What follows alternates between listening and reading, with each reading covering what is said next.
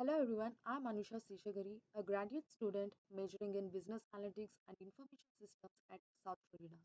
Today, I'm here to explain you all about DataStax Astra and how to connect the Astra database to Java.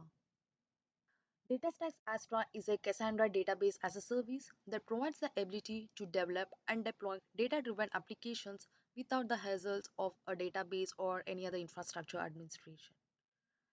Now let's get started on creating an Astra database. These are the details which are required for creating a database: key space, username, and password.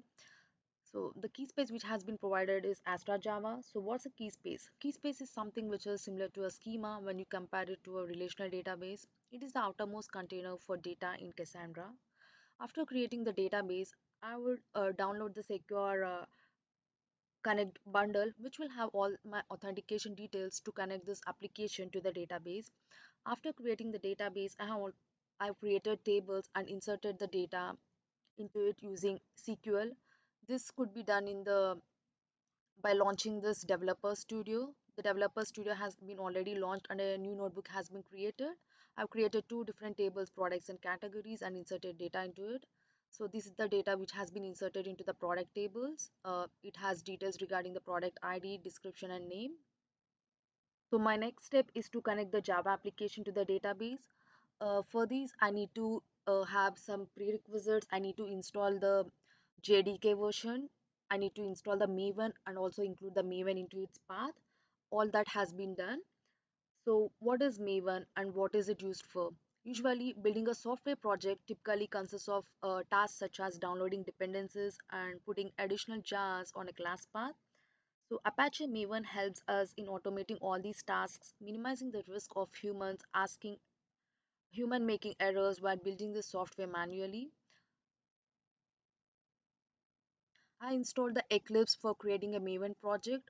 From file, we can create a new Maven project.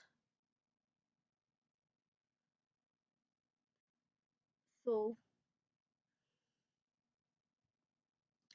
it requires us to create a simple project. This simple project usually helps us in avoiding the configuration issues.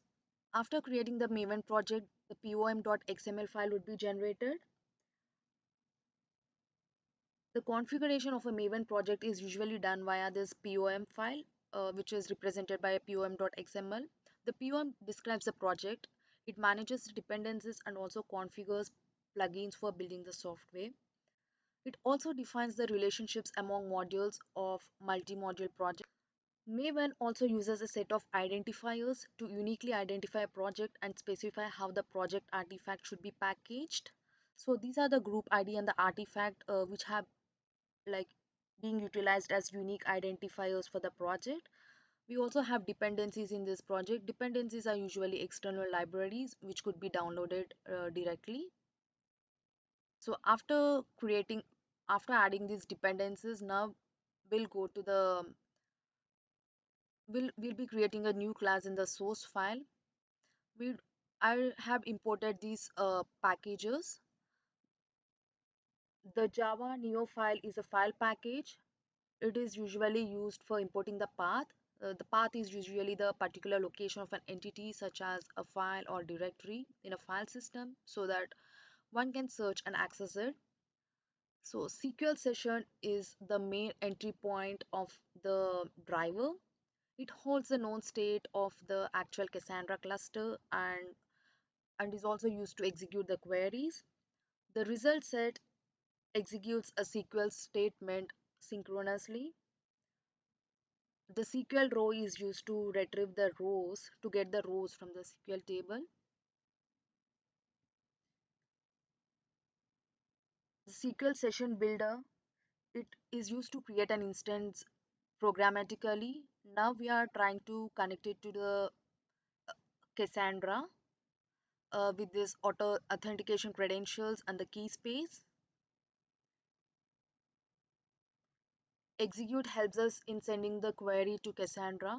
It returns a result set, which is an iterable of row objects. Now we shall perform some CRUD operations on this. The select has been already used, so we are selecting all the rows from the product table where we have the product ID as 5. So these are the details from the product table.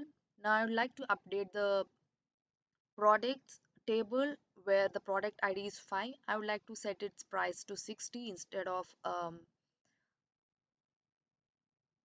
we can see the price as 19.79 for product ID 6. I would like to update it to 60. Here for the product ID 6, we can see the price has been updated to 60. Now I would like to perform the delete operation. I would like to delete all the rows from the products with the product ID is 6. You can go to the SQL console and check for the same.